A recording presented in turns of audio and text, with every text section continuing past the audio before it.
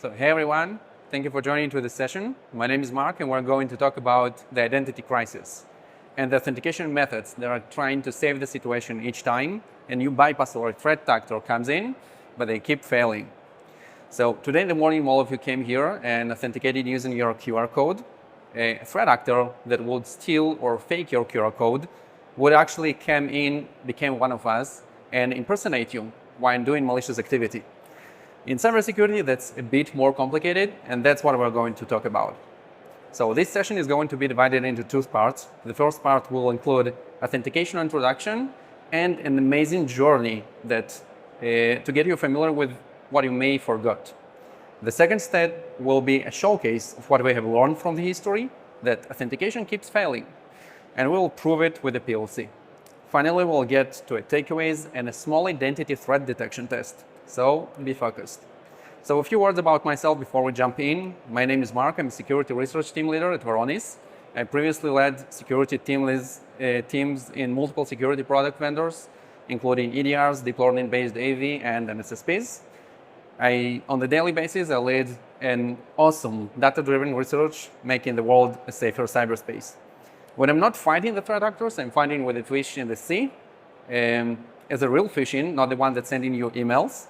So I'm also a lecturer in a cybersecurity college. So what authentication is and why we need that? Authentication is the process of verifying the identity of a user or a system that ensures that only authorized human or non-human identity gain access to whatever they ask for. This is filling the basic needs of a society. Security to prevent unauthorized access, trust for the user confidence in digital services that are continuously growing today, compliance for legal requirements, and convenience to improve user experience. And here is the main catch. Both trust and convenience are one of the reasons that the authentication methods keep failing. So over decades, computer authentication has transformed from simple reusable passwords into multi-stage security scams.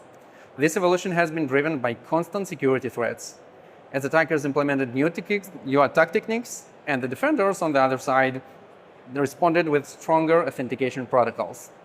And that's exactly the journey I'm going to take you with me.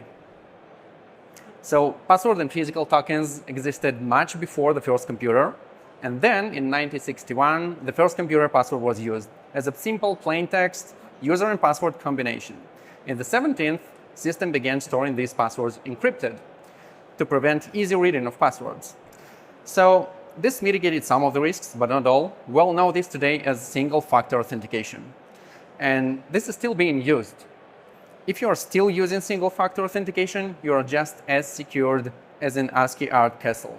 And the threat actor is a dragon. And we all know what happens to a castle when a dragon arrives. So there is no much defense mechanism except for hashing and simple sorting done by the password knight. Let's call him Sir Simple One. So Sir Simple One can't stand against dictionary attacks. Dictionary attacks can crack the passwords offline, and complex passwords not really always help, because people are great in setting up passwords that are very hard to remember and easy to crack. So I will not get into details here because this is pretty easy and simple attack, but a few things to mention. John the Ripper Jumbo is an enhanced community-driven version that if you haven't used it, you should check it out. It has a lot of cool stuff there. And there are modern alternative tools that use AI to generate better dictionaries and allow higher chance of successful attacks.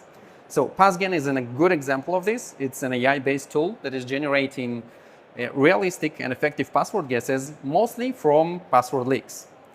So this is important because this is a shift from traditional rule-based cracking into machine learning-driven approaches. So due to frequent breaches and activity of the threat actors in the dark web, breach leaks are easy to access and contains a lot of leaked passwords that are used for conditional stuffing attacks. So a small takeaway from me: you can find easily huge combo files with million leaked passwords shared between threat actors as well as security experts stored on VirusTotal. You can use the provided query to find a lot of those uploaded nearly every day. Today, 61% of passwords are being reused. meaning your password for Spotify is probably the same password you're using for your platforms in your work. And 81% of breaches involve these issues with the passwords. Another way to get your passwords are actually keyloggers. So Saint Keylogger and VIP Keylogger are the most common one and famous one. And the recent variation also capture on virtual keyboards. And you can buy those on dark web, underground forums, and recently you could buy them in Telegram, but not anymore, for a price range from $100 to $500, depending on the features. And finally, phishing and social engineering, which started as a simple phishing and evolved today into smart frameworks like EvilJinx, with campaigns that look extremely realistic and may fool a lot of us into doing stuff that we shouldn't. So let's go further in the timeline. In the 90s, the spread of the internet meant millions of users relying on simple password logins on the websites, often with poor practice. So meanwhile, companies implemented public key infrastructures for smart cards and certificates. That's the time where Kerberos came in as well. So by the way, if you don't know, Kerberos that we're using actually today is version 5. And version 5 was released in 1993. So that's a lot of time. It got a lot of patches, and the last patch was last year, but it's still the same version 5. So attackers began exploiting password reuse and phishing during this decade as online services grew up. Single-factor authentication became weak. Therefore, one-time password tokens appeared. This was a very early 2FA, two-factor authentication, for something you know as a password and something you have as a mobile phone, let's say. So major breaches and phishing waves in the 2000s drove broader adoption of 2FA as mobile phones became common, allowing SMS and one-time codes, as well as authentication apps. So this made it very feasible and user-friendly solution. But in the late 2000s, companies were urgent 2FA as large breaches highlighted that passwords alone are not really enough. So we're getting closer to our time, therefore we get a bit more color and one more night. That's the 2FA night that would ask for an additional evidence to prove your identity using email or SMS. But this dragon comes back again with SIM swapping attacks. So these attacks, known also as SIM hijacking, are a type of fraud where cyber criminals gain control of victims' phone by transferring their phone to their own SIM card. This is usually gained by tricking the mobile carriers into doing that. This allows them to intercept calls and texts and your 2FA codes. So you may be too surprised, but SIM swapping attacks are still happening and happening a lot. So a few thousand of SIM swaps attacks were investigated worldwide during the last years, and an uprise of more than 1,000% during this year, which is huge.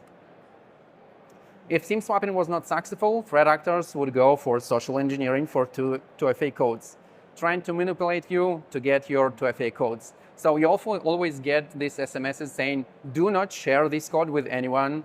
But social engineering and voice swapping are way too smart today. So let's move to what we already got used to. So since 2010s, biometric authentication went mainstream as mobile phones with fingerprint sensors and facial recognition became common. The biometrics were combined into other factors, making multi-factor authentication. So the current trend is toward passwordless authentication. It was led initially by the FIDO Alliance, and methods like passkeys let users log in with cryptographic keys tied to their device or biometrics, instead of typing the password itself. But that's not really the end game yet. There are still powerful attacks that we will show later on. As well, there is a preparation for the quantum computing era. So it's posing a serious threat to all we know about encryption, brute forcing, and cracking speed attacks. We can't really mention quantum computing and not talk about it. So let's talk about it briefly. Who can actually recognize where is the quantum computer and where is a modern sailing chandler? So this one is a quantum computer. When you realize that quantum computers are not that far away and might be one of the chandlers in this hotel, let's understand the consequences. So I'll dive deep into the mathematical representation of qubits, which are both 1 and 0 at the same time, and their superposition on block sphere through its complex amplitude. This allows them to perform ultra-fast operations, including brute force and cracking. So let's look at the simple math operations of qubits and break them down. I'm joking. We're not going to get into math. I know you wanted, but no. So quantum computing is not here yet, but it's very close and it's getting closer.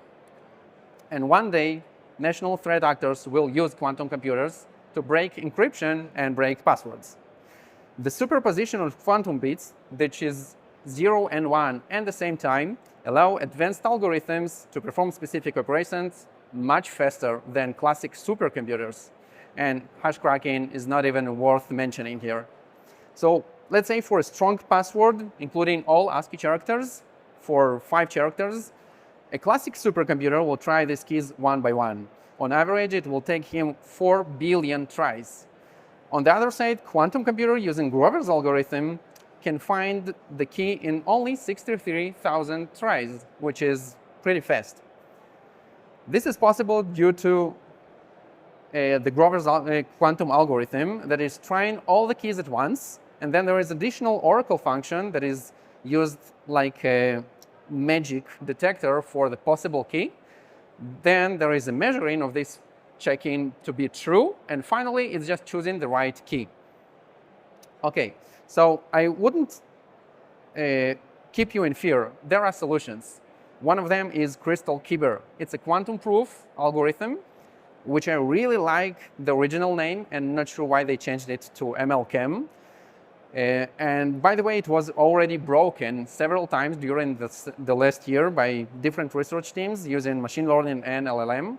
But the foundation is still strong enough, and they are also fallback algorithms. So I'll keep this quantum computing issue for cryptographic scientists, and we'll get back to what we actually have today. So today we have the MFA, the multi-factor authentication, which is a security mechanism that is requesting you to provide 2 or more evidence of your identity. Something you know, like a password, something you have, like a mobile phone, and something you are, your face or fingerprint. So most recent methods also include the passwordless that we mentioned previously, and it's using a hardware token or biometrics, making phishing and brute force less effective. So this is just as advanced as this amazing picture done by AI. But in fact, this is just another step in the history of authentication evolution, because we bypassed that and stayed undetected. So let me switch to the main reason I came here today. We have presented a stealthy and undetected proof of concept that allows threat actors to bypass MFA during authentication and gain full access to cloud resources by hijacking active connection sessions. We named this POC a cookie byte. It was published in the top security magazines within a few days.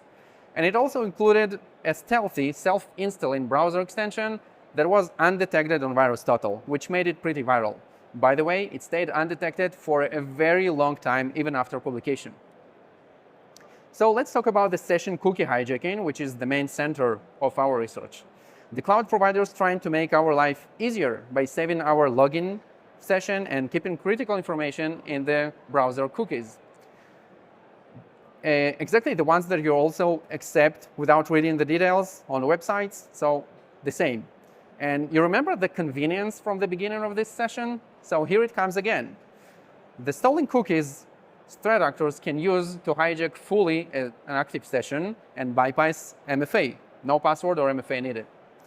So this is a severe issue because it's easy, it's very popular today, it's hard to detect, and you can get actually these cookies from several places. One of them is stealer malwares that you can see here their popularity in the last week. Okay, so they are very popular today, and a lot of computers are actually infected without knowing that they are infected with stealer malware. You can also get these cookies from adversary in the middle or a BC, a business account compromise. But why really work hard like me? You can just go and buy those on dark web. So you can see here a selling message from Luma Stealer shop from yesterday.